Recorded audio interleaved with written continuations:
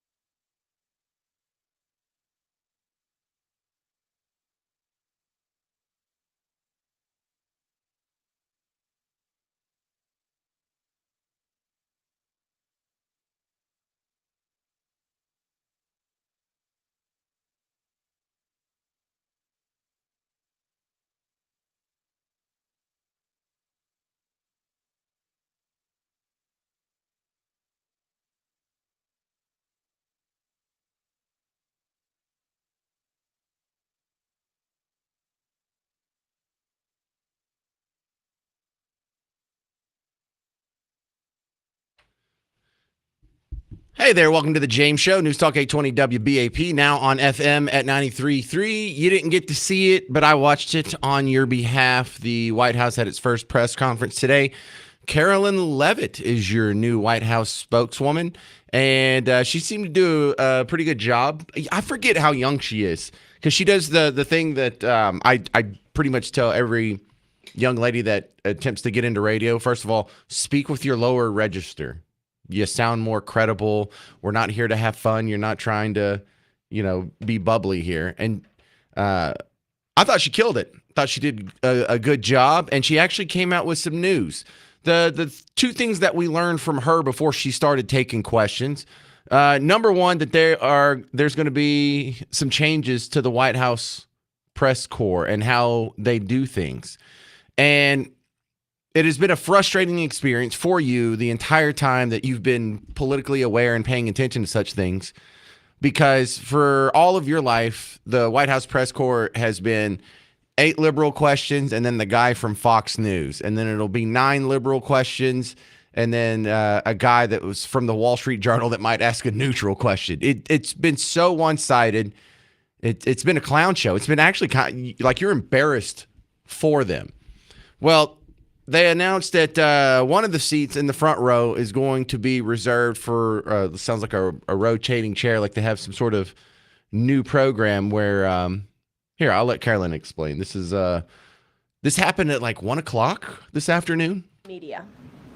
Starting today, this seat in the front of the room, which is usually occupied by the press secretary's staff, will be called the new media seat.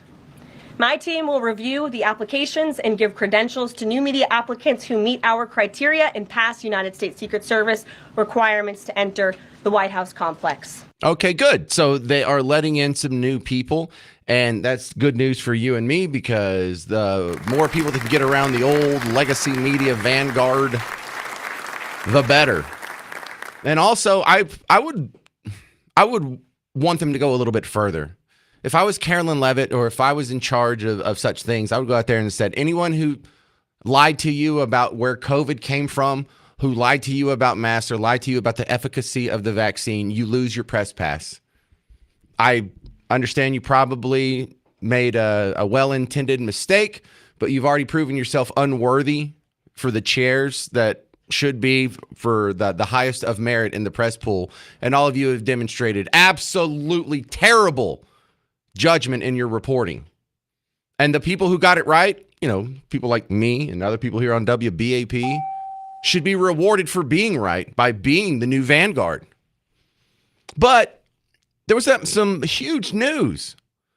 Craziest part is she's going to take about 20 questions after this, and none of them are about the news that she breaks today at the press conference. You might be hearing this for the first time. She came out and explained what the drones are. Are you serious? Yeah. That was like one of the campaign promises that Donald Trump made. And then after he was elected and he was the president-elect, he was like, well, as soon as I become president and I can do such things, I'm going to tell you what these are all about. I think it's dumb that they're hiding it anyway. And another promise made, another promise kept. We know what the drones are. And, it's breaking news that they're admitting it, but you knew. From President Trump directly, an update on the New Jersey drones. After research and study, the drones that were flying over New Jersey in large numbers were authorized to be flown by the FAA for research and various other reasons. Many of these drones were also hobbyists, recreational, and private individuals that enjoy flying drones. In time, it got worse due to curiosity. This was not the enemy. A statement. There you go. Was that so hard? Now the question is, well, then why did they hide it from us for so long? We couldn't handle the truth, and that was the truth? Okay, so then we go to the questions part, and this is where it gets interesting. The first question was from a guy from Breitbart, clearly a right-wing sympathetic outlet. Does he ask a slobbering devotional question, or does he actually ask a thoughtful question about a complex issue of the day? Let's see, Breitbart.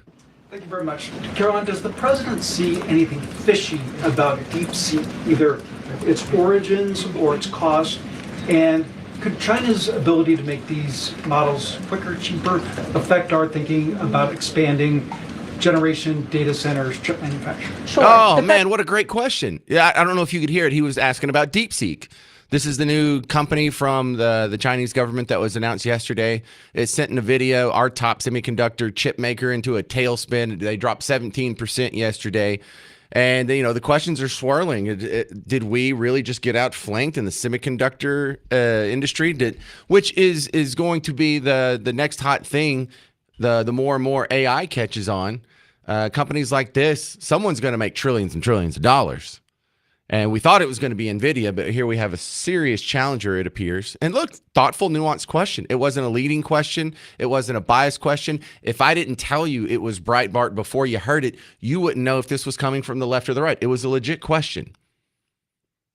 The next 4 questions are about the pause in grant spending. And it's exhausting. I'm not going to play you all of them because there's going to be more and more and more. I'll play you some of them in just a second. But make no mistakes about it. The lefty outlets were all on the same page. I'm not saying the same person asked questions about the pause in grant funding. That's the headline that they've all seized on. So we get 4 questions about that. We get a hypothetical question about the grant funding pauses making prices go up. Can you guarantee no prices will increase due to your funding pause? They take a break from that to ask about deportations. They don't want to know how many criminals have been deported. They don't want to know how much safer we are. They want to know how many of the illegals arrested weren't charged with any violent crimes. So not only are they asking about a question that's most sympathetic to their cause and their narrative, they're framing in a way to be sympathetic. It's really embarrassing. And I can't play them all because there's like 8 questions about it. Then for a follow-up there, why is Trump ignoring the laws for there's a 30-day notice for firing certain officials in the government. So now they're trying to catch Carolyn Levitt in a gotcha situation. Why do you enjoy breaking the laws? Why is the president breaking the laws? It's the same thing as asking, are you still beating your wife? Why did you stop beating your wife? These are all leading, and it's embarrassing. I mean, I can play you some of them. It's just so hacky. Here, let me play some of this. Because she has to say, and she even says in the press conference, I've answered this question 4 times. No, we're not cutting anybody's Medicare, Medicaid, or Social Security. This is not a blanket pause on federal assistance and grant programs from the Trump administration.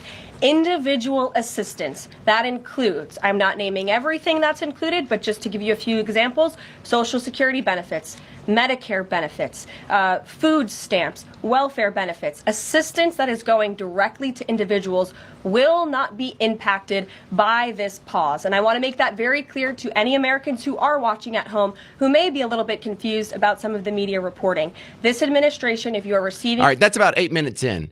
Let me fast forward to 20 minutes in. 12 minutes later.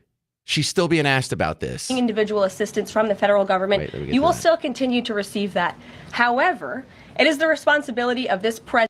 Hang on, let me go to 12 minutes later. She's still answering questions about this. Caroline, I think some of the confusion may be here with this pause on federal funding. You've made it clear you're not stopping funds that go directly to individuals, but there certainly are lots of organizations that receive funding. All right, my point is do we need 12 outlets that are all asking the same question over how long was this whole press conference? 40 something minutes?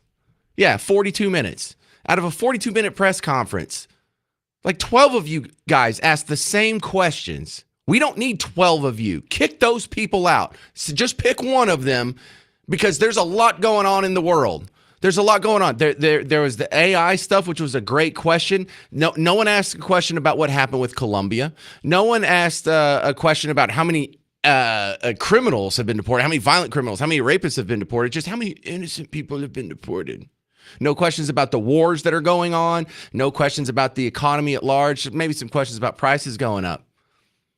But what's the point of having a press pool that is just like if you had the Democrat Party pick spokesmen to go ask questions and they wouldn't change a word, that's a problem.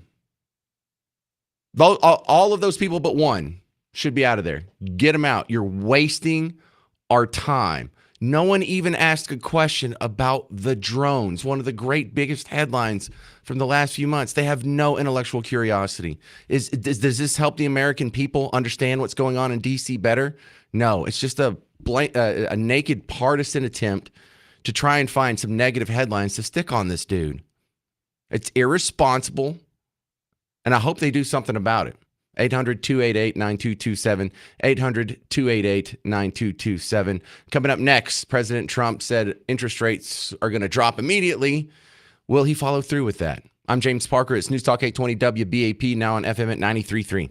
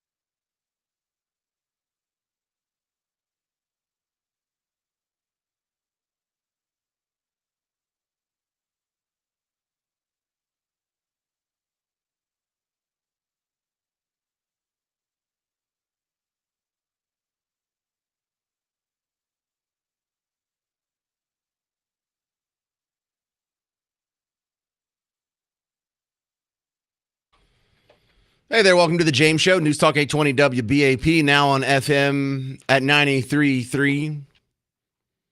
So President Trump said he is going to demand interest rates be dropped immediately.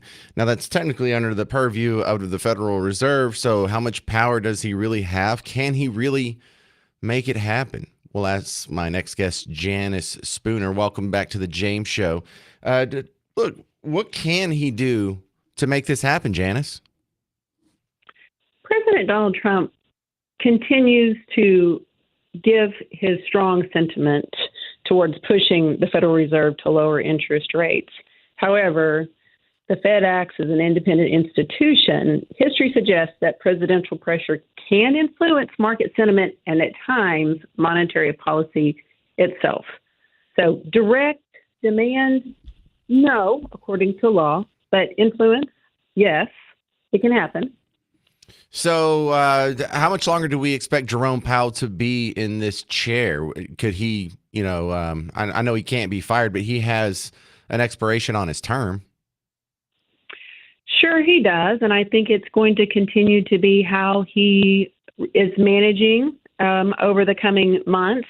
He spent the last 2 years tightening monetary policy to cool economic growth, but that's on the contrary of what President Trump is trying to achieve.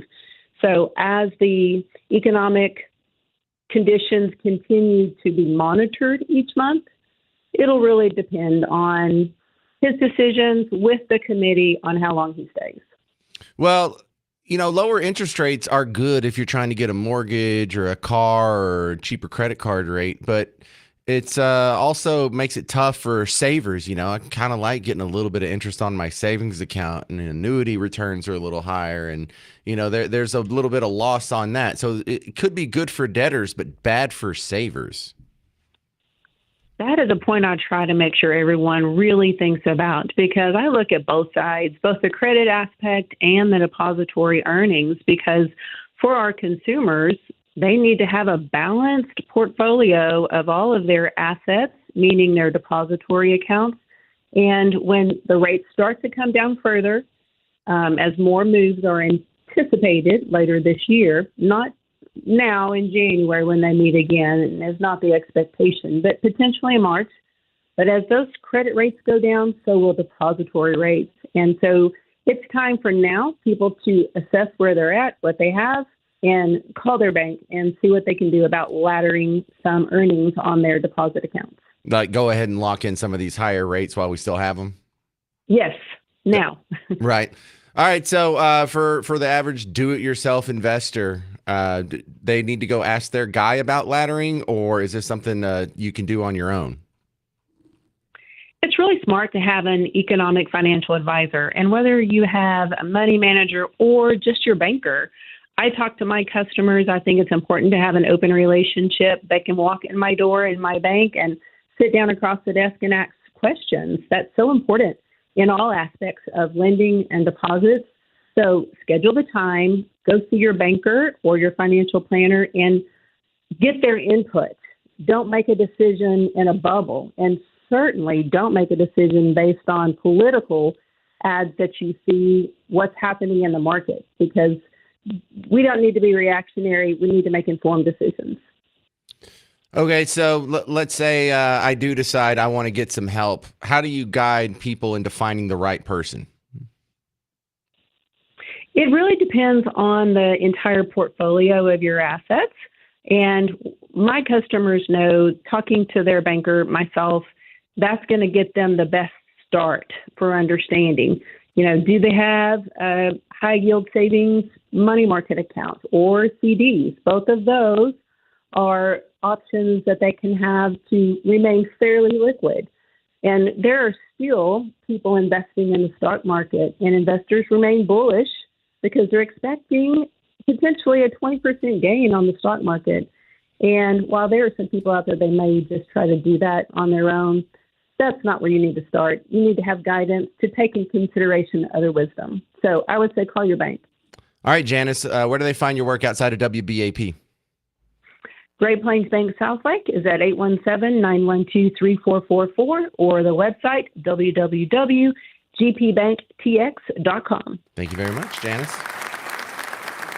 Coming up next, sticking in the 817, which is where Janice was calling from, we have a teacher over in the Fort Worth area. I bet you half of you have heard this story already. He got in trouble for making a post on X where he was kind of flippantly telling ICE that, hey, man, y'all should come over here and take a look at what we have going on at our schools. I have a bunch of them who are in like 11th and 12th grade, can't even speak English. Well, so some people lost their minds. Oh, my God. He's calling for ICE to make a raid on students, and now they don't feel safe, and he lost his job. There's a lot of people who say, what did he do wrong? He just asked for the law to be enforced. He gave a tip to a federal agency that's in a deportation program. Did he really do something wrong? Because the other side of that is, look, the schools need to have an environment where the kids aren't scared to go there. They need to be able to go and worry about math and reading and not whether or not their parents are going to be deported. Where do you stand on this? Because he lost his job already. 800-288-9227. 800-288-9227. I'll tell you what I think next in a couple of hot opinions on Facebook. That's coming up on The James Show. I'm James Parker. It's News Talk 820 WBAP, now on FM at 93.3.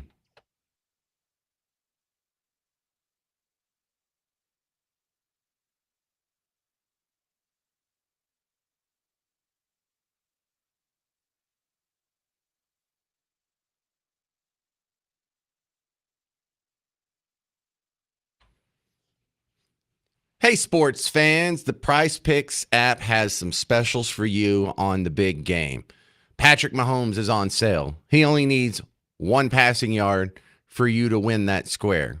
Go look at his stat. If you download the Prize Picks app, you just look at the statistic on 2 to 6 players in your lineup and say more or less. So for the Patrick Mahomes square right now, it says 0.5 passing yards. If Patrick Mahomes can pass for at least 1 yard, boom, you win the square. What do you think? You think he's going to get hit by a meteor on the way to the stadium? Do you think he's going to snap his Achilles tendon on the first play? But there's some other specials they have going for the big game, Philadelphia versus Kansas City. Will Saquon Barkley rush for more than 112.5 yards? Will Travis Kelce, Taylor's boyfriend, have more than 62.5 yards? Pick 2 to 6 players and turn a little bit of fun into a lot of fun and some cash. And you can do it with our money. Download the Prize Picks app. Use promo code WBAP. You get $50 to play with your first $5 play. So download the Prize Picks app for the big game. Use promo code WBAP, and I'll give you an extra $50 that you can win some money with. Prize Picks. Run your game.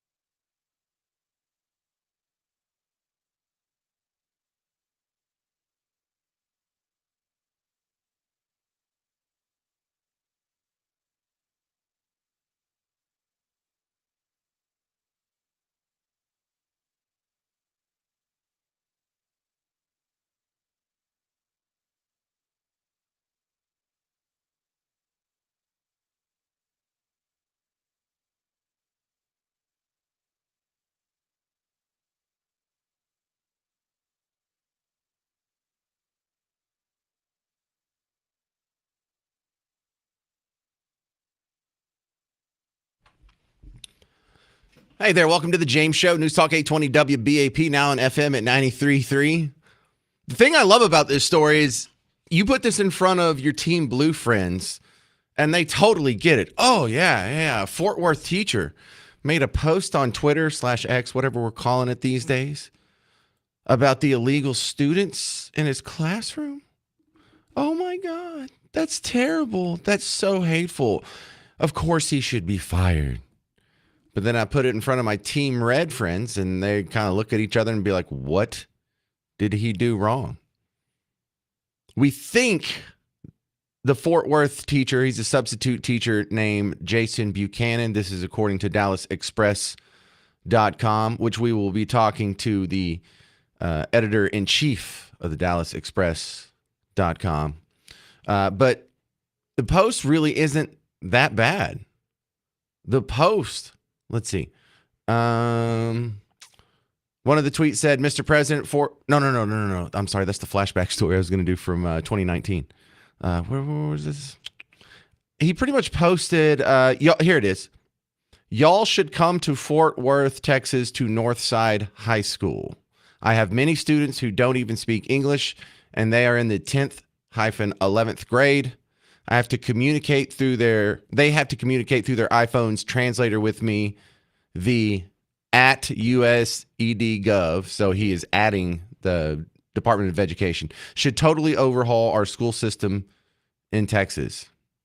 So that's per ABC 13. Okay. That's it? Yes. He is now fired. He lost his job. That's it. That really is it. He didn't fly a Trump flag or a Let's Go Brandon hat or anything like that.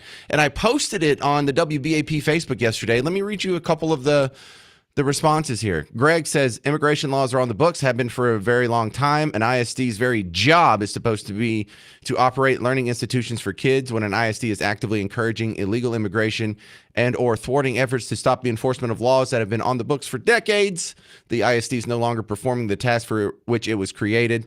The ISD is practicing activism using taxpayer dollars. When the identity of the substitute teacher is known, I suspect this teacher will be the recipient of many offers of employment. Well, we've seen him already be fired.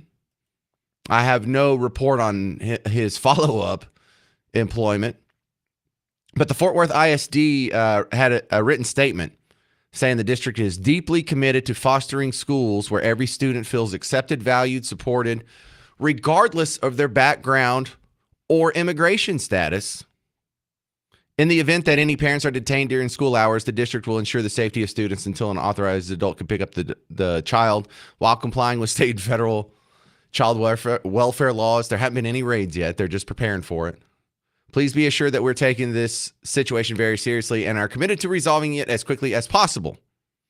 So that's from both President Roxanne Martinez in a statement to KERA and Fort Worth ISD Interim Superintendent Karen Molinar.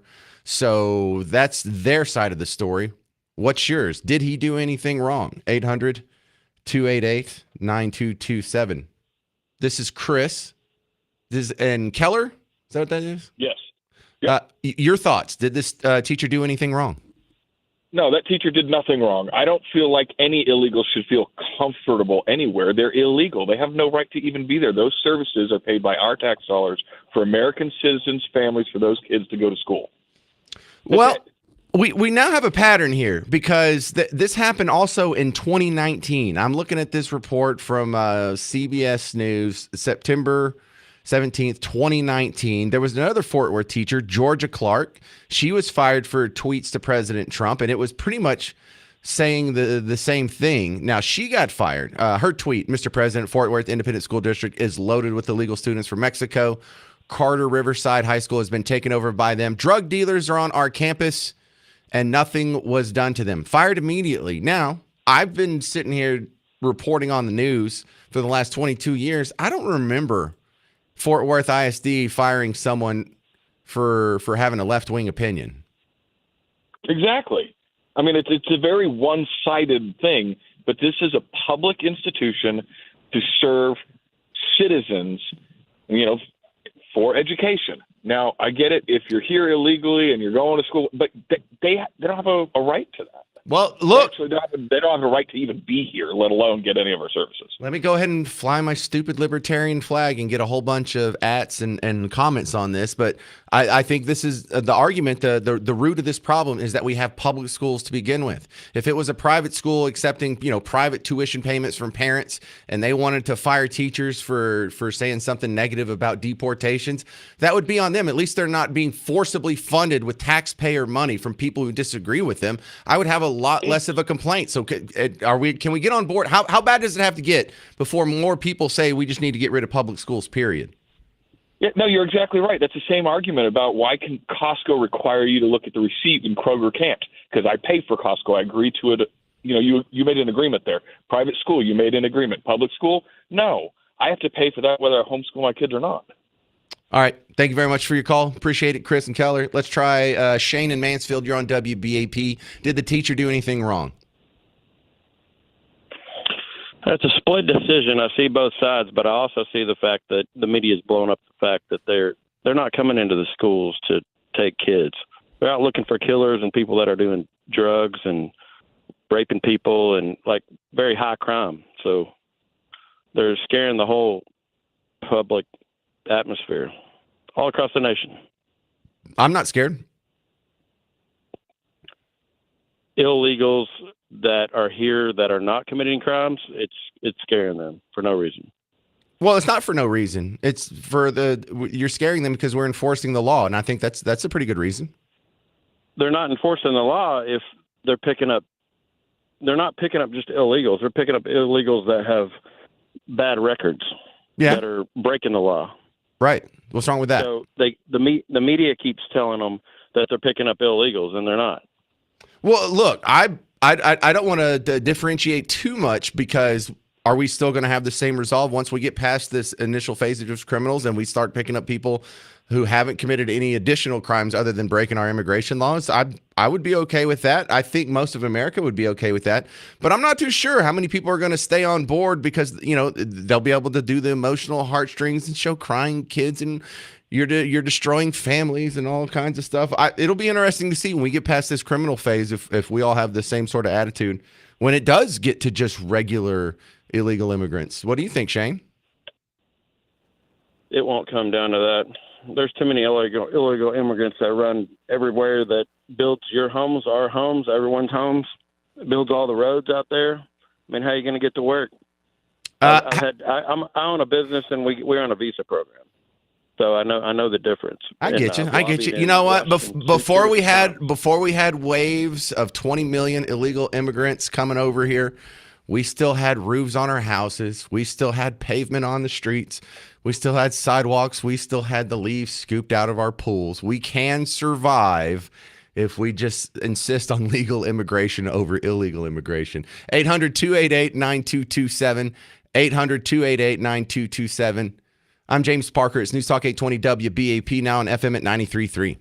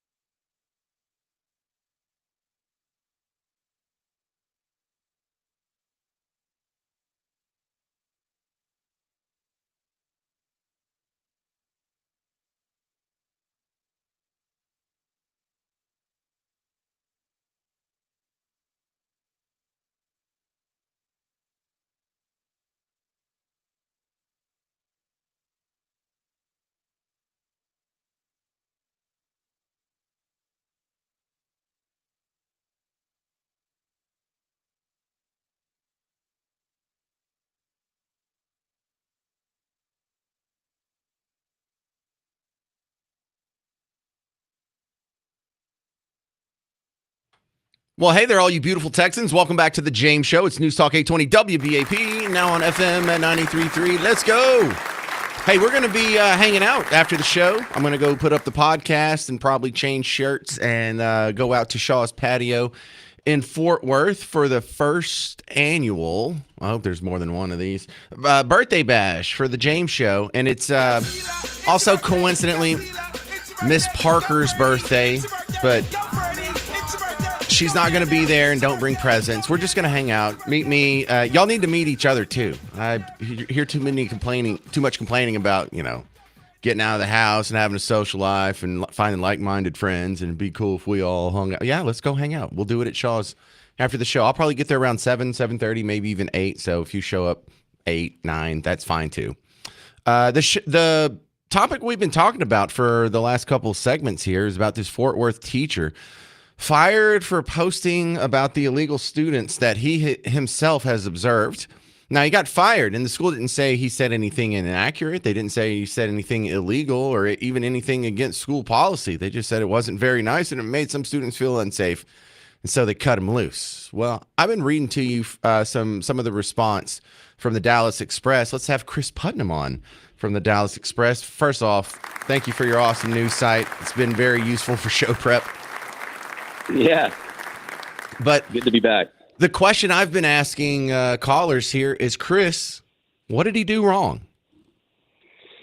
That's a great question. Do you recall there was a story a few years back where there was another teacher in the Fort Worth ISD that did something similar?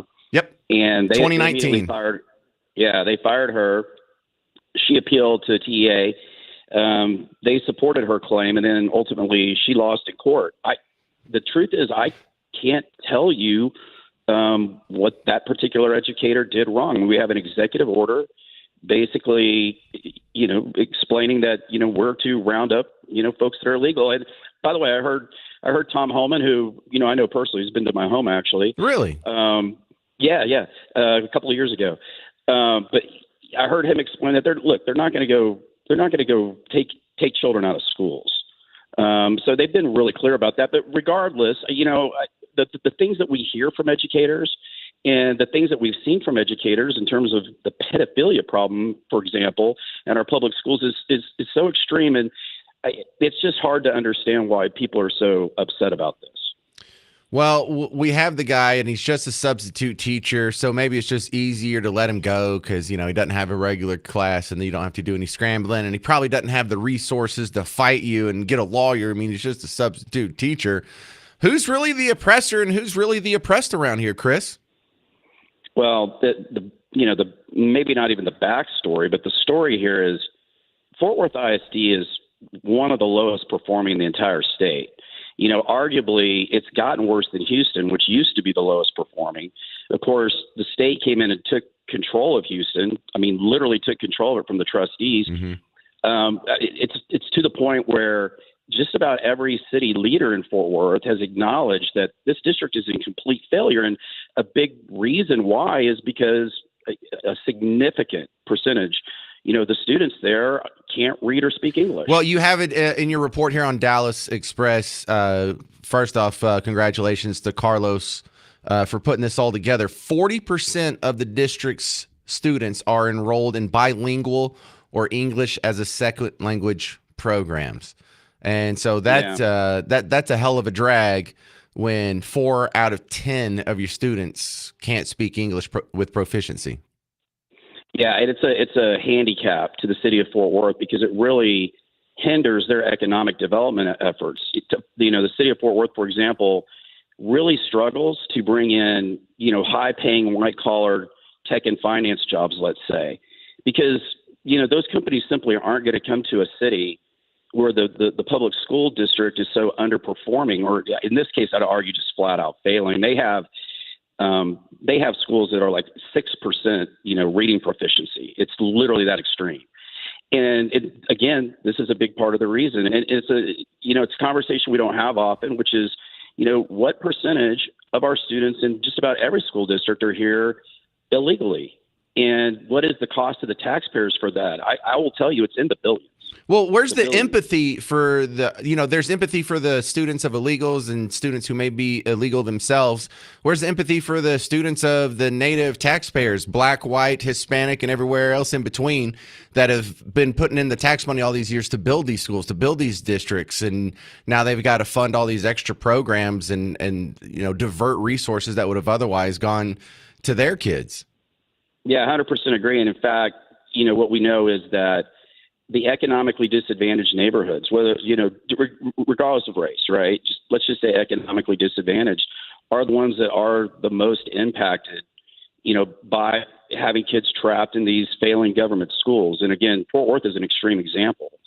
And so it actually segues obviously into this other conversation that we're having statewide, about school choice and, in that whole debate. But in the meantime,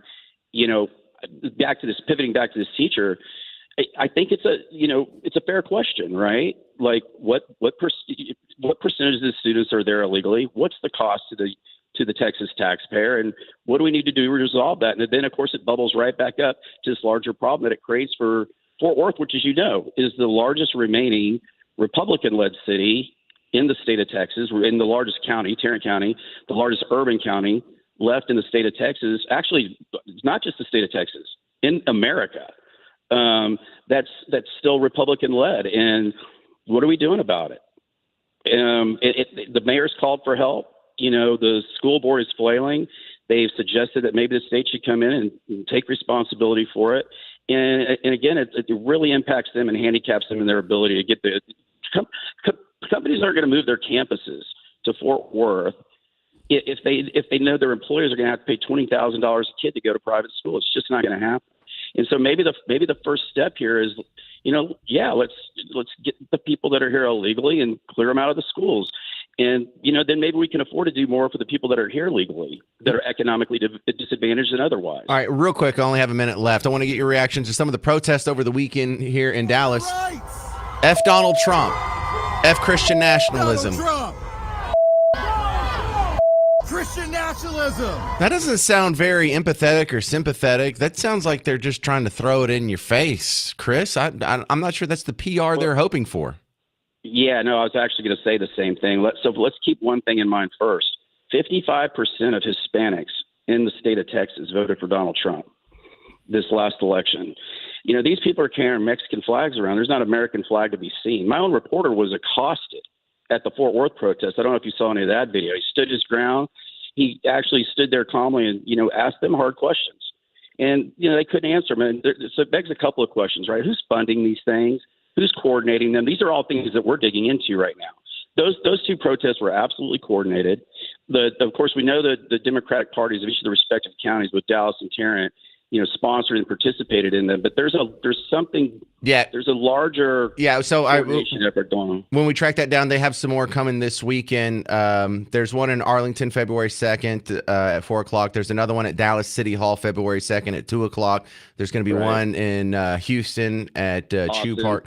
Lubbock, yes, they're. This is well organized. This isn't some grassroots thing, and the Palestinian flag. I kind of find that a big problem too, because I'm told that if someone does a Nazi salute at your rally or has a Nazi flag flying at your rally, and you're at a Nazi rally, okay, so now all these immigration protests, are y'all at a terrorist rally because you're flying the flag of a terrorist? Anyway, out of time. Chris Putnam, DallasExpress.com. Thank you very much for all your good work over there. Thank you, sir. All right, brother. Y'all take care. Appreciate you.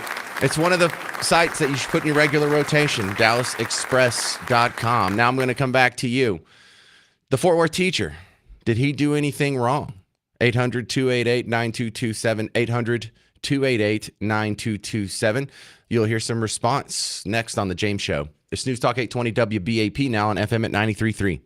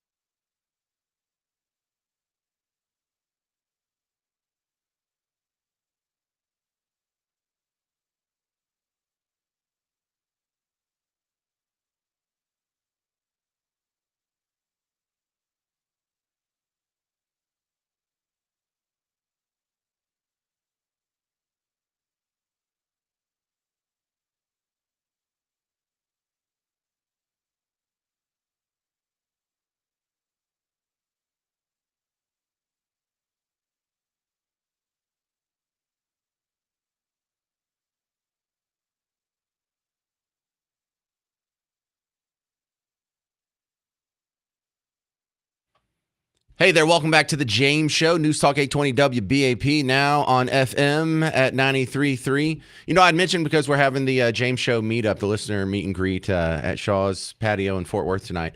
I mentioned that it was Miss Parker's birthday.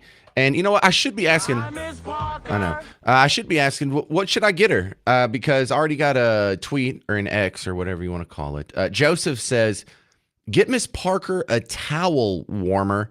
Everyone wants one. They just don't know it. Ooh. I mean, I already know what I'm getting her, but I mean, I could use more ideas. I could maybe get her more than one thing. Towel warmer doesn't even sound that expensive. And I would first, had something like that on my radar. I have 4 kids, and you go through a lot of baby wipes when you have 4 kids. And they had the little warmer for the baby wipes whenever you're changing diapers. And I noticed that for the first baby, me and Miss Parker were real diligent, making sure every time we changed a diaper to hopefully have one that was, warm and wouldn't be shocking or disturbing. As time went on, though, those little luxuries became less important.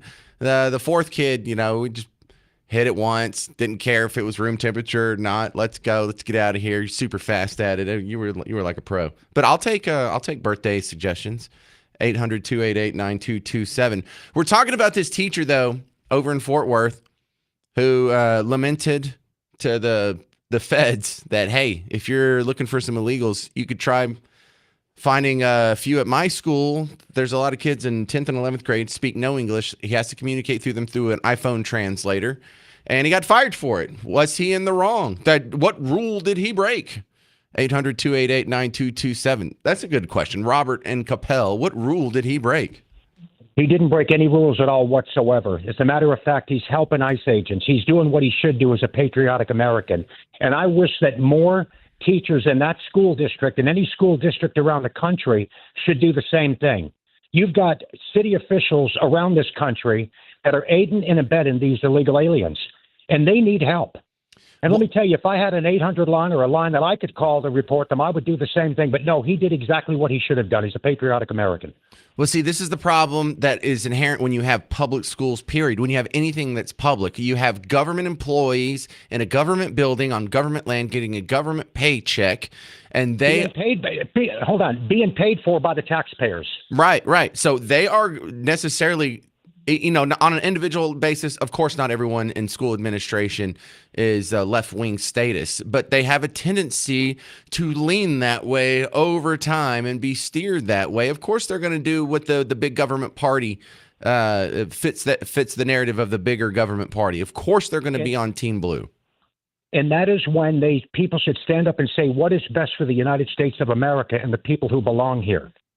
Well, because every time they stand up against a U.S. citizen, they're standing up against one of their own people. Because I can tell you right now, if you went to Mexico, they wouldn't stand up for you. It wouldn't be this way. So, no, the teacher did exactly what he was supposed to do. And I'm embarrassed for the other teachers who didn't jump on board and do the same thing. Because I can tell you, it's not just his class that has illegal aliens in it. Yeah, what's that term?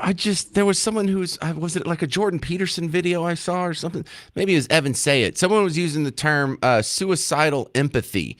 And that keeps coming. I saw that like over the weekend, and I thought about it like 10 times during the show yesterday. And it's just talking about the idea that, of course, empathy can be a good thing, having, the caring about the well-being of the person next to you. But if you take it too far, hold on. Let me finish. Because if you take empathy too far and you start feeling empathy for people who are committing crimes, for people who are here illegally, for people who are sinking our school system, for people who are sinking our healthcare system, for people who like, you want to have empathy for rapists and murderers? Do you? Is that what you want? Because that's not going to be the society that you want to live in, the one that doesn't punish rapists and murderers, the one that doesn't screen out people coming over the border to make sure rapists and murderers aren't in that group of people. Yeah, there's a level of empathy that becomes suicidal at some point. And you've seen it. You've seen people that are too nice. What do? They'll stick with an abusive husband all the way to their grave. Empathy can be a good thing. Too much empathy definitely can be a bad thing. Great call, Robert in Capel. 800-288-9227 if you want to jump in. Tasha wrote on Facebook, investigating the teacher instead of investigating why most of the student body uses Google Translate to communicate with faculty. Schools receive funding based on the number of students enrolled, which may be why we have this problem. Yeah, they don't want to kick anyone out. They see dollar signs behind every failed student, whether they're legal, illegal, failed, speak English or not. They want to get that sweet, sweet money. Peggy says these kids will end up being passed through the system with a worthless degree and we'll be paying them welfare forever. No, send them back. Well, some of them will be on welfare. Some of them won't. Ken says, when I was teaching, we were told that we could get charged if we didn't report what we saw. That makes sense. Aren't you supposed to, if you see a crime happening, don't you have like a duty to report it? But really, if you can't read or write or speak in English, what are you doing in an 11th grade period? You tell me there's no discernible requirements for moving up in grades? You're telling me grades just mean nothing? It's just whatever age you are, that's what you're assigned? So then graduating means nothing. Teaching the kids means nothing. The public schools aren't there to educate the kids. They're just there to run them through the system so they get paid, regardless of whether or not they can read, write, or even speak English. Exactly. School choice. Who's against school choice at this point? 800-288-9227. Oh, we got a lot of hot people on hold. I guess we'll continue talking about this coming up next on The James Show. It's News Talk 820 WBAP, now on FM at 93.3.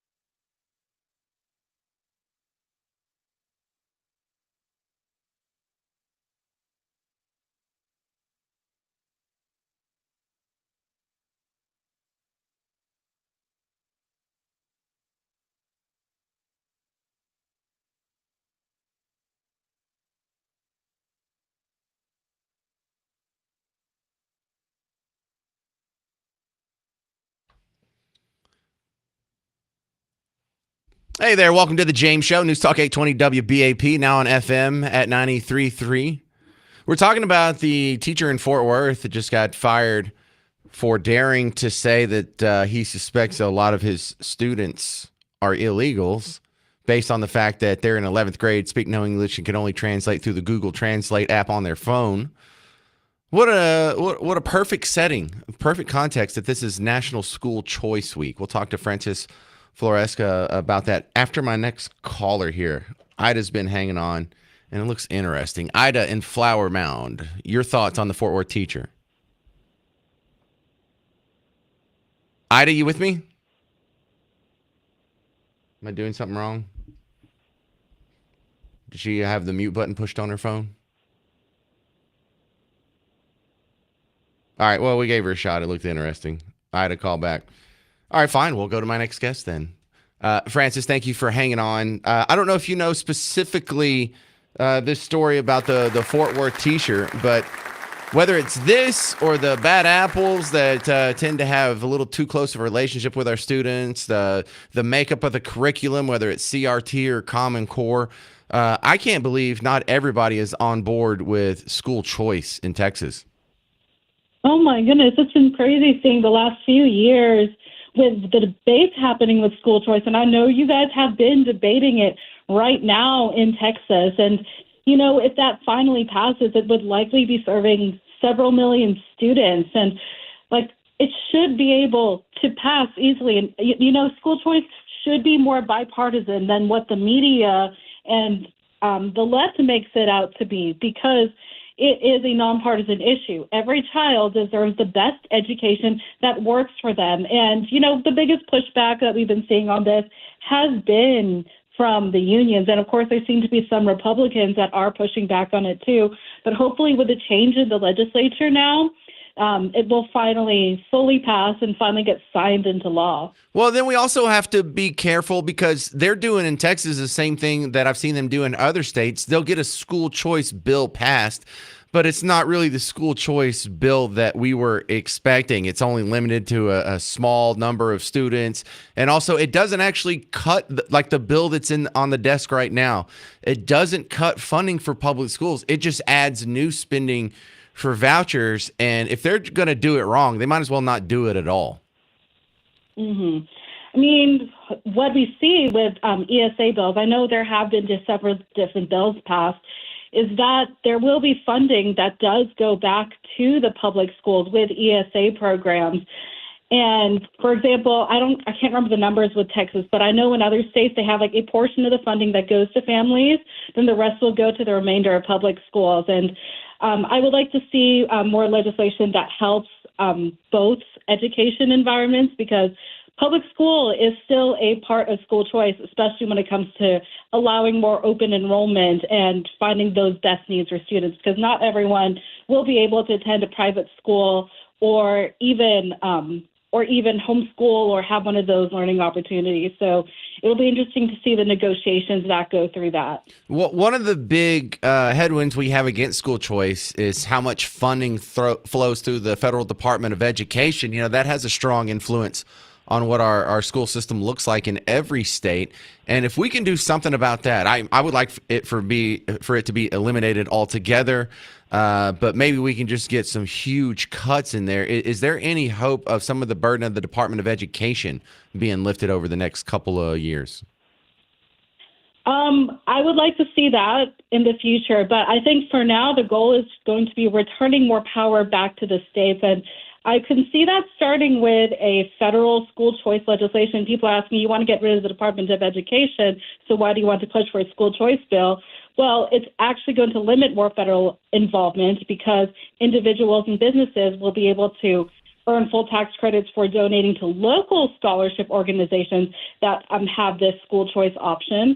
And then parents would be able to direct their funds towards private schools, homeschooling, micro schools, and that gives them kind of more personalized education and more academic excellence in our country. So there is a lot more freedom. And I would say I was a little hesitant at first, but especially if you do more of the tax credit form, it's more of a change in the tax code rather than like having like an ESA or a huge change of laws and shift that would require the Department of Education to be more involved. Yeah, I don't want to get too caught up in the nuance and process, but it does matter. I would just rather get rid of that whole Department of Education altogether, but no one really listens to what I think. The likelihood that we will see the change. I know it's impossible. You don't have a crystal ball, but Francis, do you think in 2 years, by the time we get to the midterm elections, education will look noticeably different?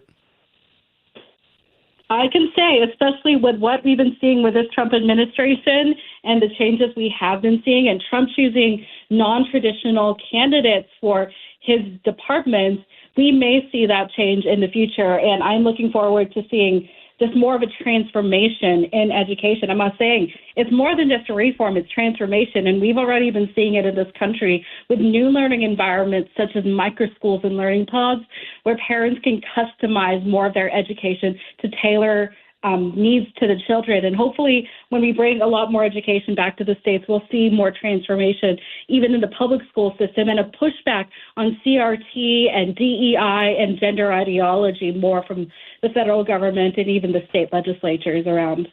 All right, Francis Floresca, you can find her online, francisfloresca.com. Appreciate your time on the James Show. Thank you so much. Have a great day. Thank you very much. All right, your thoughts, 800-288-9227, 800-288-9227. I'll share a couple more Facebook messages on this topic coming up next on The James Show. Hey, I'm James Parker. It's News Talk 820 WBAP, now on FM at 93.3.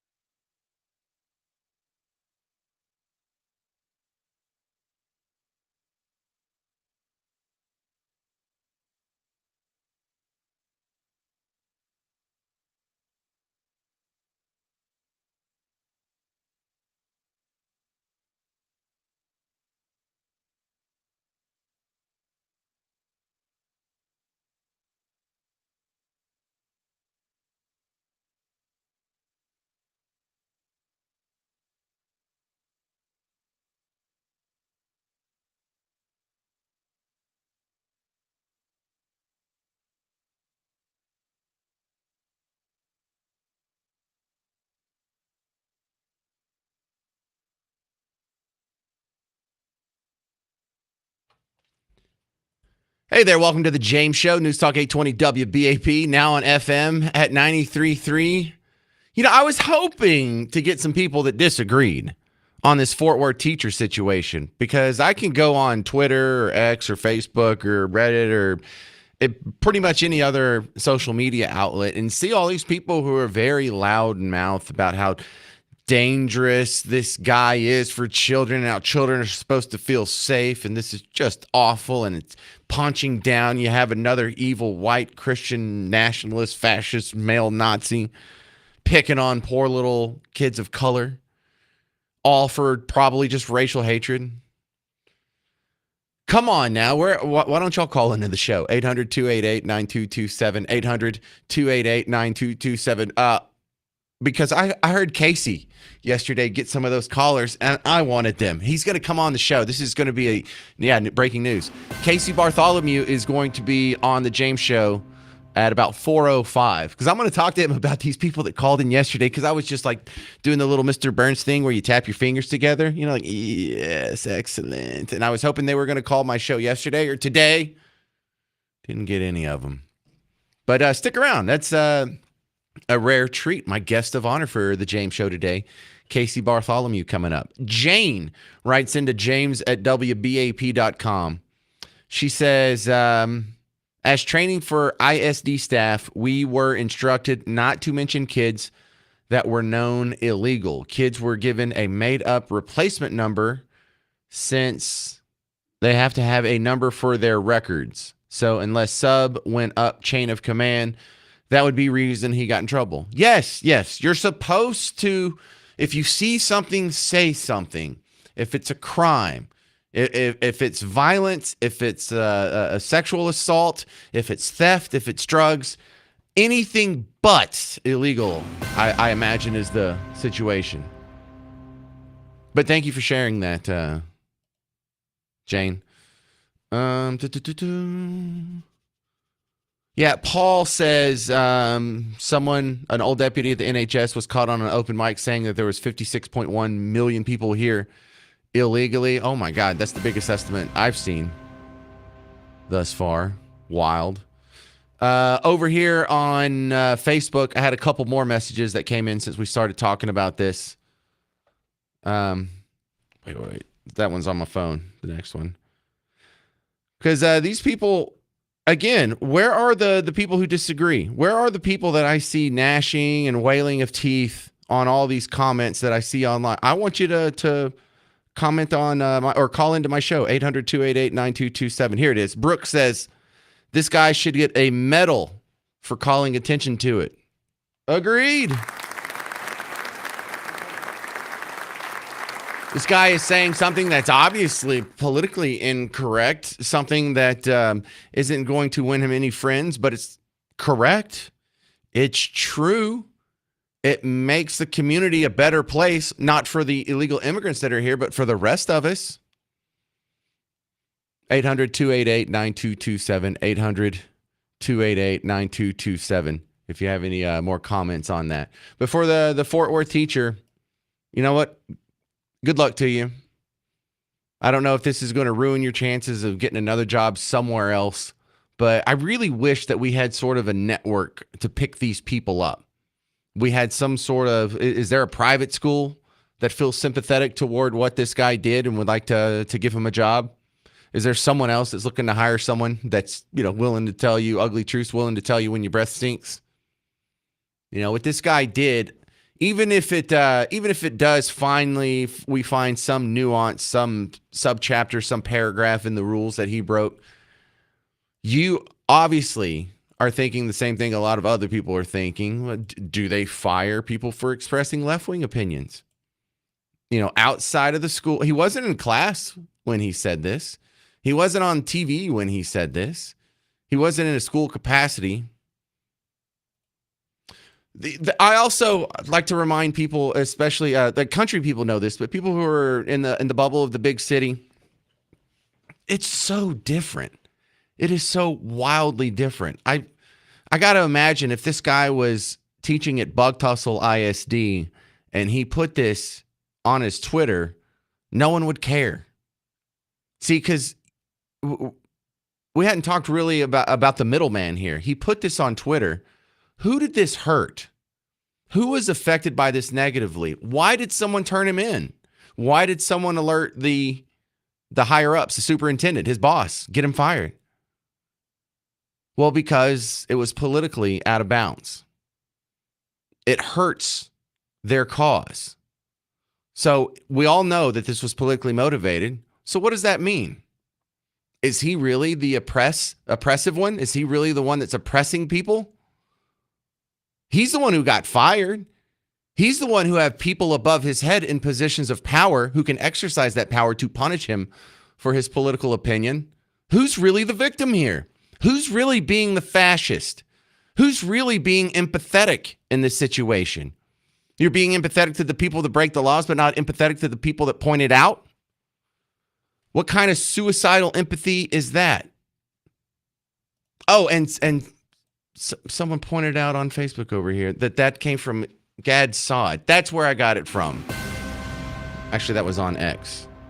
Yeah, Gad Saad came up with the suicidal empathy, and I think that was from his book, The Parasitic Mind. Thank you for whoever pointed that out to me on Facebook. Yeah, that was, your name's not 1776. Belikov. Thank you very much for pointing that out. That's who I was trying to think of. All right, Ken Arlington, you're on the James Show on WBAP. What do you think about this Fort Worth school teacher? Well, I mean, does this mass deportation stop the press 1 for English, 2 for Spanish? Because that's kind of ridiculous. That's the only culture that's being catered to. The United States is the culture of the United Nations, and everybody else has got to speak English. Well, you know, when you look at the big corporations that do that, you know, big corporations are cool with illegal immigrations. Big corporations want illegal immigration. They like having the almost free labor pool to where you can mistreat them and fire them and not give them benefits. And, you know, they're not going to sue you or have any DEI complaints or run it up the chain at HR because they're already over the barrel because they're illegals. And I thought the leftist people were against those type of corporate robber baron, bigwig, exploiting cheap labor of brown people types. Well, but I mean, are these big corporations hiring illegal Muslims? No. Are they hiring illegal people from China? No. Well, that's just because they're not walking distance. Well, I mean, it doesn't make a difference if it's walking distance. If you're on American soil illegally, you shouldn't be catered to, period. Well, I love that. That's just too simple, though, isn't it, Ken in Arlington? 800-288-9227. Coming up next, Casey Bartholomew. He's on WBAP in the mornings from 9 to 11. He had such a fun show yesterday. I'm having him come in to talk pretty much about that.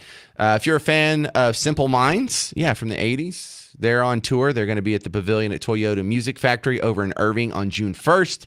Special guest Soft Cell and Modern English, so you can just have a 1986 flashback party. For tickets and information, go to livenation.com, or it's one of the giveaways we're doing right now. Text the word ALIVE. It's their Alive and Kickin' tour, so text the word ALIVE to 800-288-9227 for your chance to win a pair of tickets to see Simple Minds, Soft Cell, and Modern English. I'll stop the world and melt with you if you just text ALIVE to 800-288-9227. Hey, give me 3 points for working that pun in there. Thank you very much. Casey Bartholomew in studio next on The James Show. It's News Talk 820 WBAP, now on FM at 93.3.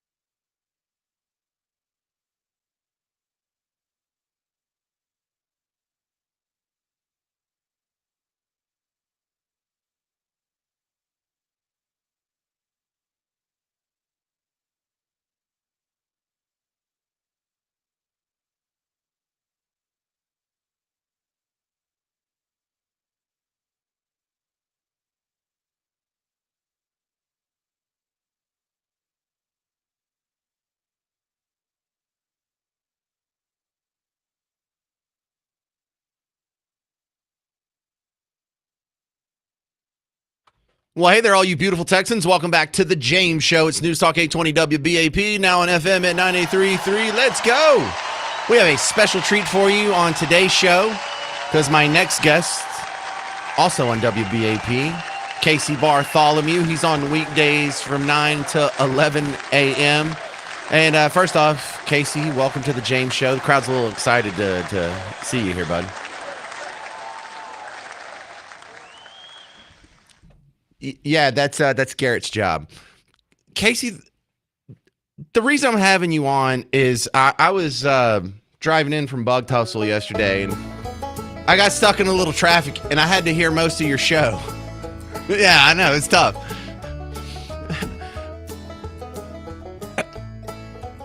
So I just noticed, because I did get to listen to like 90 minutes of your show, 4 different people who called in came away with just an aggressive misunderstanding of your position on deportations and the fact that people were protesting, especially this first round of deportation that's focused on criminals and not just, breaking the law of immigration status, but also rapists, murderers, sexual assault,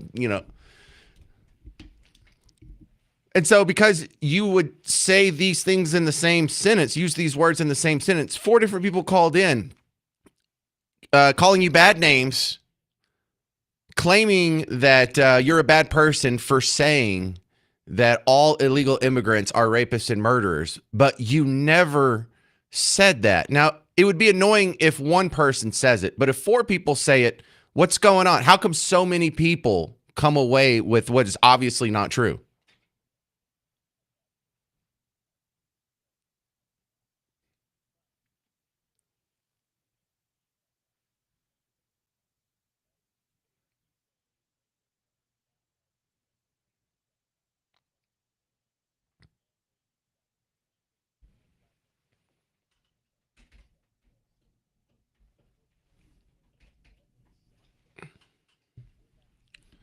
Well, here's the double.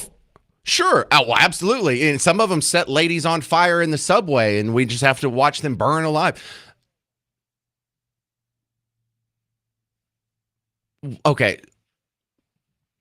Here's what makes it even worse. Not only do you not think that, not only do I not think that, Garrett doesn't think it either, Mark Levin, Dan Bongino, nobody thinks that. There's not one person in America, there's not one person on planet Earth that thinks everybody who crossed our borders illegally is a rapist or murderer. So not only is it odd for them to put that position on you, it's odd for them to put that position on anybody because it's such a fantastically ridiculous statement to make.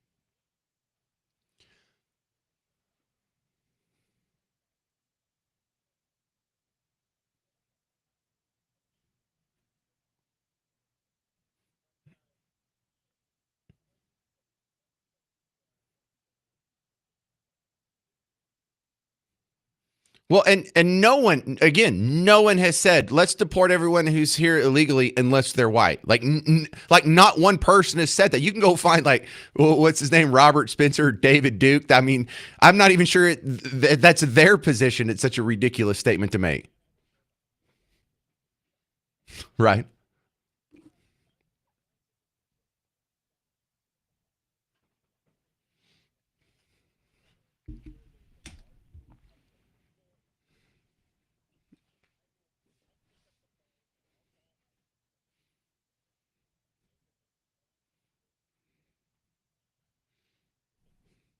Right. And when I call in to get customer service, I don't have to push 1 for English or 2 for Dutch.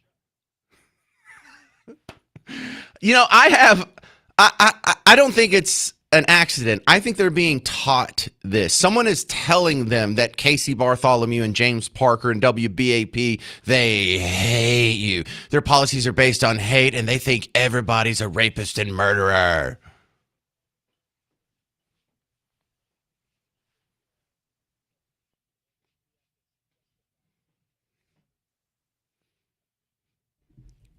Well, and it prevents the real conversation, because what they're really saying, if you are saying that America needs immigrants, to do all these jobs that Americans won't do, even if you do believe that, why can't they just be legal? Tell me how many legal immigrants you want to have here. Make it 3 million or something. We can do the screening process or whatever.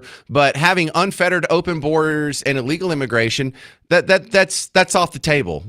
If we need more immigrants, cool, let's have that conversation. What's the number? We already let in 1 million every year. Is 2 million enough? Is 3 million enough? Is that what we need to? Because that's the real conversation.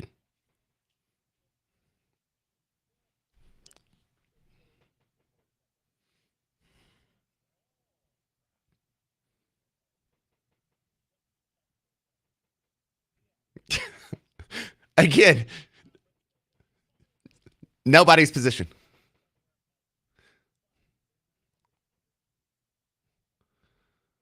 Well,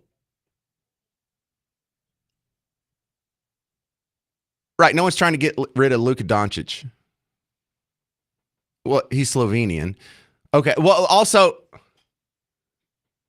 right. How's your Achilles, sir? Your visa is hanging on your Achilles. Don't you enjoy the delicious irony, though, that we have right now? The guys who are supposed to be anti-immigrant Nazis, Trump and Vance, are both married to immigrants. It's. I mean, it's just a coincidence, I'm sure, but God, that makes it so delicious. Yeah, round of applause for hot immigrants. Yeah.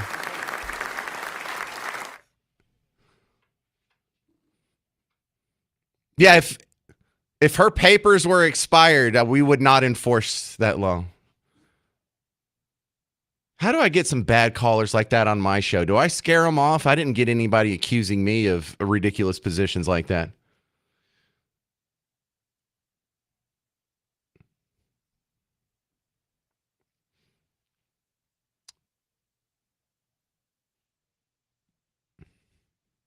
Well, this all came off of the protest that happened last weekend. They're doing a whole new round this weekend. There's going to be a protest at City Hall on Sunday, Denton, Fort Worth, Arlington, all that fun stuff. Oh, well, also, I was trying to give them some advice on yesterday's show. Number one, stop flying the flags of every other country but America. Fly American flags. Definitely don't fly the Palestinian flag. Don't fly terrorist flags. Don't fly the rainbow flag. Just how about maybe some Texas flags, maybe some American flags, and stop with the F Donald Trump chants. You're not winning people over with that.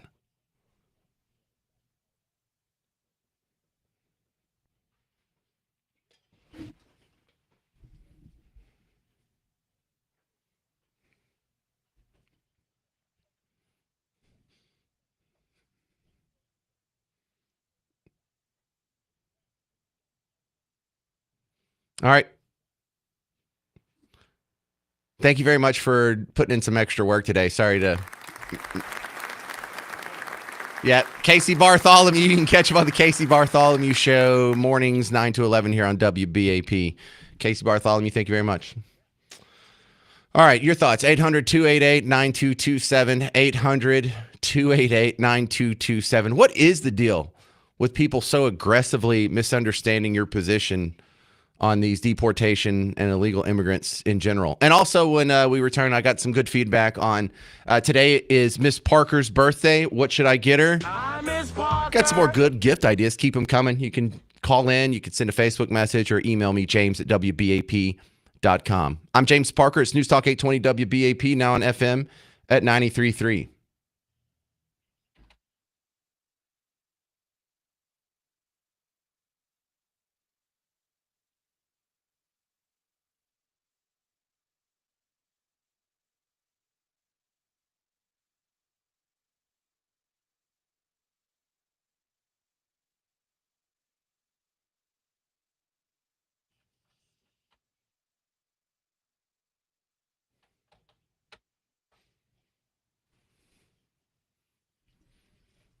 Are you tired of throwing $2,000 into the toilet every month on rent? If you're paying something close to that, you might as well be getting in a house. So you can pay about the same amount, and whenever you move, you can carry some of that equity with you. Well, James, I don't know how to get in a house. I never done that before. It sounds complicated. Well, here's the guy, Bob Lavelle. Welcome back to the James Show, Bob Lavelle. For the first-time home buyer, I love the stories about how easy they find the process to be. Well, if you're still taking advice on what we can get Mrs. Parker for her birthday, now I know you have a house now, but what woman wouldn't like two? Ah, well, why not three? Yeah. Bob Lavelle. Eventually, you start with two or three and you build it up. But, we just got a little blurb from one of our preferred builders. And I know pricing, houses, that guy we talked about the other day that wanted something out in the country a little bit. So picture a really, really nice brick 3-bedroom, brand new, okay, with stainless steel appliances, all complete, sprinkler system, 3-bedroom, 2-bath, 2-car garage, even blinds included. Not knowing anything else about it except a really quality builder. What's the price on it? Ooh, $800,000. Yes, there are some of those out there, but this special we just got, the price on it even surprised me, $270. Okay. I was a little high on that one. That's the kind of deals we're talking about, Bob Lavelle. 972-392-9595.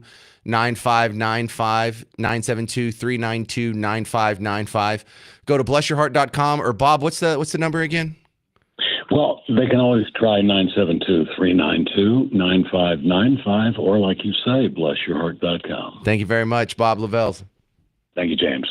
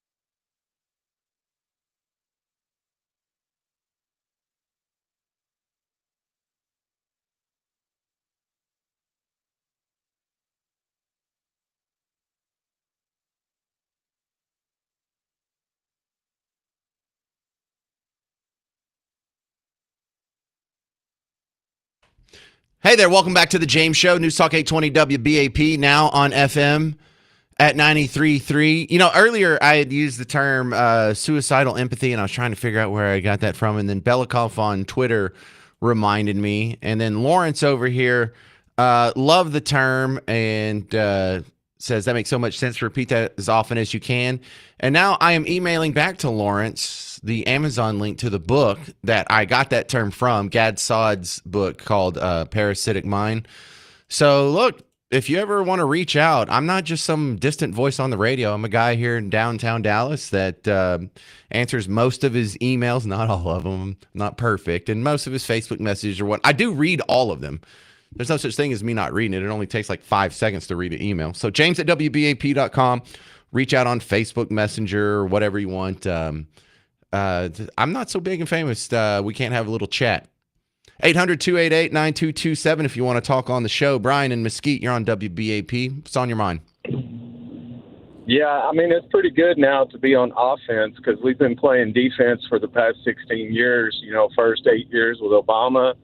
Then when Trump was in office the first 4 years, he was constantly being attacked, and we just had to deal with Biden for 4 years. So we just need to keep the ball in our court. And, you know, especially when the midterms come around, you know, in 2 years from now, we're going to have to get out the vote again. We're going to have to keep it going. You know, I'm tired of playing defense all the time. Well, also from that point of view, Brian, it's almost a gift that they gave him 4 years off to sort of reevaluate and assess what's going on and plan for his second term. And I also like to remind people that if they had played by the rules and they didn't do all the shenanigans with the 2020 election, they'd be done with him by now. Yeah, what people don't realize is that Trump got elected by brown people, by black people, by Asian people. Not just a bunch of white people voted him in. You know, so there are people out there that are trying to get this agenda through, you know, that are tired of everything that the left's been doing to us in the past 16 years. And we just got to remember that in 2 years from now and just, you know, have his back. I like the mindset, though, stay on offense. You know, that translates well from the sports arena into the political arena in times like this. Thank you very much, Brian in Mesquite. Dale in Flower Mound, you're next up on WBAP. Your thoughts on these deportations? I think the deportation should be done and even heavier than they are now. I mean, them saying that there's nobody to take and do these jobs for the illegals are the only ones that will do them, that's bull. Because when I was a kid, I even did tobacco. I mean, I did it with a lot of Puerto Ricans from that were around too, but there was about, I'd say, at least 40% were white that were doing tobacco along with me. Oh, look. And that's a very hard job. Are you from the country then? I'm from Massachusetts, and I came down here to Texas a while ago. All right. Well, I look, anecdotally speaking, I have stories about my grandmother and like some people that she worked with. Like one of her friends was my high school chemistry teacher. Remember, super duper small town. And Mr. Wheat Herschel was from Cooper, spelled Cooper, but they say Cooper. And he tells stories about when he was a little kid, he would go pick cotton in the summers with his mom. And, you know, he'd only be like 4 or 5 years old. And when he got too tired, he could just sit on her cotton sack and she would drag him behind. And, that was kind of the normal experience for everyone in America up until about a generation ago. And now you have a bunch of bourgeois, ivory tower white liberals who think, ugh, I could never do that. We're above that. And they just put that same sort of snark on the rest of us, and it certainly doesn't belong. I would go pick crops if it paid $200,000 a year. You would too. And I've also had the experience where I, for 1 year, lived in a county that was 99% white up in northwest Oklahoma. Guess who mowed the lawn? Guess who put shingles on your roof? Guess who was cooking in the back of the house at all the restaurants? I saw with my own eyes non-illegals and non-Hispanics and non-immigrants doing all the jobs, and everything still worked. It was amazing. We still had pavement on the roads. We still had leaves getting scooped out of our pool. It was amazing. Society can go on, even with dumb old American citizens only. It's so condescending. I hate that. Doing the jobs Americans won't do. Really? You think we're in some sort of hierarchy? You think we're in some sort of class system? Steve and Irving, you're on WBAP. What do you think? James, I actually want to ask your opinion on something. I'm watching what's going on down here at the southern border, and I've been paying attention to it for years. I've actually been down there and seen a lot of this stuff. So, with it looks like a military buildup on the southern border, of course, which every military buildup I've ever seen throughout history on a border like that sure looks like it might be an invasion coming soon into Mexico. I mean, I'm just asking your opinion on it. What do you think about that? Look, not only am I okay with a military buildup on our border, like you're okay with our army being on our border? That's the only border I'm okay with our army being on. That's the first border. That's the only border it should be on. We shouldn't have the resources of American boots on the ground guarding the Syrian border or the Jordanian border or the Gazan border or the Ukrainian border or the Iraqi borders or the Afghani borders or all the other 18,000 places where we're at. If they're going to be on any border, it better be ours. And not only am I okay with that, not only do I not think that's some sort of anomaly or something to be scared of, that's the most normal thing in the world. The abnormal thing is having your military spread out outside of our borders. We're not supposed to have troops in other people's lands. We're not supposed to be involved in all these and non-declared wars. If we actually had an active Congress, to be involved in these, I would have a different story. I'm not against using our military. I'm just against the idea that it's normal to have military assets in Germany and 32,000 in South Korea, and we're providing the 100% the defense for all of Japan's borders, but not for our own. That's the dumbest thing in the world. That's like historically not accurate. It's an anomaly. And it's crazy that people cringe. He's going to militarize the border. Yeah, he should. That's what the military does. It's supposed to defend our territorial integrity. That's like what all other armies do on Earth except for ours. That's what all armies did throughout all of human history. Defend your territory. What the hell is the base mission of any army? Defend your territory from what? Attacks. Invasions. It seems like such a no-brainer, and it's terrible you have to ask that, Steve, because I bet you half the country doesn't agree with you and me right now. 800-288-9227 if you want to join the James Show, 800-288-9227. Coming up next, we're going to talk to a workplace expert because there's surveys that show college graduates having a hard time finding the jobs of their dreams. And I'm here to throw it back at them. I don't think it was ever easy. Do you just have misplaced expectations? Did you think you were just going to have your dreams handed to you on a velvet pillow as soon as you got your degree? Is it really harder to get your dream job in 2025 than years past? That's coming up next. I'm James Parker. It's News Talk 820 WBAP, now on FM at 93.3.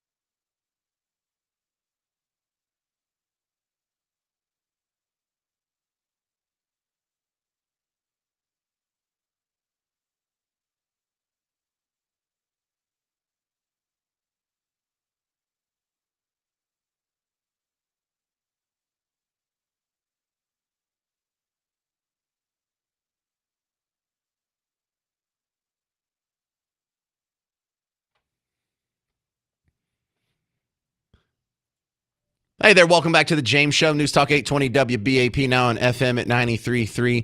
In just a second, I'm going to talk to Brenda Seary. She's a workplace expert, and I'm not so sure about this claim that recent college graduates are having a hard time finding the job of their dreams. But real quick, this other call looks interesting. James in Puerto Rico. James, you're in Puerto Rico? Yeah, how you doing?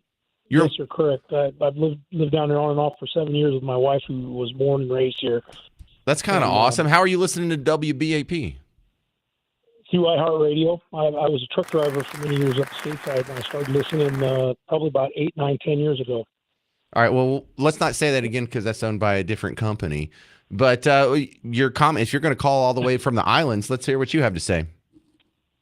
Well, the propaganda right now down here on the media stations here, which are pretty much all leftists, they're Teleonce, Noti Centro, all those down here, which can be translated, are all picking on the fact that they're going after everybody. They're going after Dominicans down here, primarily Dominicans, some Cubans down here that are illegal immigrants, and they're trying to make it out as if they're going after the same thing stateside there, and they're trying to make a big deal about it. But the whole point is, those folks are illegal down here, and there's already, I'll be quite honest with you, there's already a major struggle. I actually work for the VA. I have a good job. I actually work hard at my job. I'm a veteran also, so I fight for veterans' rights, and I also work for veterans, so I put my heart in my job, and I'm 100% service connected as well. So I don't have a problem with the work part of it, but a lot of people struggle here because the jobs are the government here just is not very great at all, and that's a lot of the reason why I think initially years ago when Roseo approached Trump, there he kind of put him to the curb, so to speak. Well, look, I'm interested to hear. I'm sorry, I'm just interested to hear about the deportation scene in Puerto Rico because we're all getting accused of being racist up here. But since Puerto Ricans are already considered non-white, does that try and fly in Puerto Rico too? They're trying to make it out as Trump's the bad guy, blah blah blah, et cetera, et cetera. The throwing the paper towel thing. I see those comments every now and then pop up. I use translation really well, and I can't speak Spanish. Don't get me wrong. My wife chews me out in Spanish quite frequently, so I just hide in the corner and wish for good luck. You got to work on that Spanish, bud. If you're going to be living in Puerto Rico, your life would be a lot better. Trust me, it's better when I drink a little rum or I'm sedated. Then it comes out really easy because I'm almost 60. So that being said, the bottom line is they just, there's a lot of good people down here. There's also a lot of conservatives down here that are for Trump. That is a actual fact. I'm with the conservative Republican movement down here that is for Trump. And I would not have guessed that. They want this to become a state because I think down here 3.5 million people down here deserve to have a voice way before Greenland, way before Canada, way before all the illegal immigrants that the previous potato was importing. Back to the illegal immigrant thing, yes, they're going after them down here. I have a friend that works in CBP down here high up, and he said, yes, they're going after them here just as hard as they are stateside. Interesting. All right, James, I'm going to run. I hadn't heard about the deportations in Puerto Rico, so that was cool to get an update there. They can't just walk into Puerto Rico like they can here, so figured it'd be a little different. All right, my next guest, Brenda Seary. Thank you very much for hanging on. You're a workplace expert. I saw this survey that was reported on in CNN where the recent college graduates talking about how hard it is to get their dream job. And I don't know, did they have realistic expectations? I don't think dream jobs were ever easy to get to begin with, Brenda. I think that's probably true. And I think it's really hard to expect that, people in their 20s even know for sure what their ultimate dream job is. We change as we age, right? I think that, this study was really geared towards Gen Z. And part of the issue is that hiring managers think that Gen Z recent college graduates have a lack of motivation. They don't communicate well. They struggle to receive feedback, and they don't really have relevant work experience. So if you are, a recent college graduate, if you have not made a concerted effort to get an internship during your college degree program, it's going to really make it difficult for you to find a job when you come out. You know, Brenda, that's one of the areas where I'm kind of sympathetic to that narrative that it's harder to get your dream job now versus like when I started in radio, I started as an intern, and that was how a lot of people got their foot in the door. But internships are a lot harder to come by now. They've basically been sued out of existence. So if there is a complaint, maybe y'all shouldn't have sued so much about the internships that we used to get 20 years ago. Right. And you know, I don't know if you saw recently Southwest Airlines cut 150 internships that they were going to offer to college students here in 2025. So it is really difficult for students today. But for hiring managers, there are things that you can do to help during the interview process to find out which of those college graduates would fit the mold of what you're looking for in the roles you're trying to fill. All right, Brenda Siri, Corporate Connections. We will continue with you after the break if you can hang on here, because I want to ask you, you know, few of the people listening to WBAP are looking for our first job or get our foot in the door, but what advice could we give to our kids and maybe even grandkids about getting that first foot in the door? We'll continue with Brenda Siri coming up in 4 minutes on The James Show. It's News Talk 820 WBAP, now on FM at 93.3.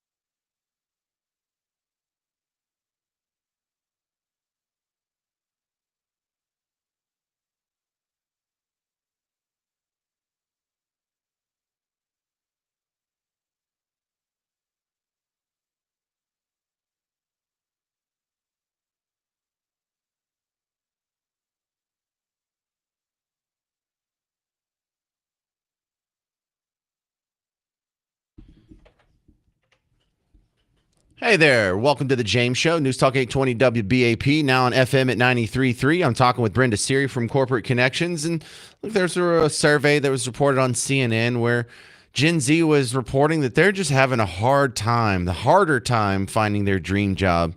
And I'm not so sure about that. On one hand, it's always been hard to get your dream job. It was really hard for me to get my dream job.